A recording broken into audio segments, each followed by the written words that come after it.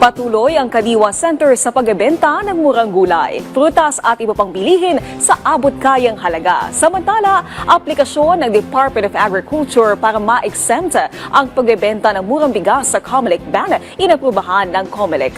Ang sentro ng balita mula kay Gab Villegas. 2 taon nang namimili ng gulay sa Kadiwa si Jason. Ngayong araw, bumili siya ng sitaw, sibuyas, luya, sayote at iba pang gulay. Ang mga gulay na pinamili niya, makokonsumo ng kanilang pamilya sa susunod na 3 araw. Ayon sa kanya, nakakatipid siya ng kalahati ng presyo sa palengke sa kanyang pamimili sa Kadiwa. Ang nasusubi niyang pera na ilalaan sa iba pang pangangailangan ng kanyang pamilya. Malaking tulong ho yun kasi malaki nga ho yung, yung diferensya ng presyo doon sa mga talipapa at sa mga palengke compare dito sa presyo nila. Dito sa Kadiwa Store sa Department of Agriculture sa Quezon City, makakabili ka ng iba't ibang klase ng gulay na sariwa at mas mura kumpara sa mga talipapa at mga palengke.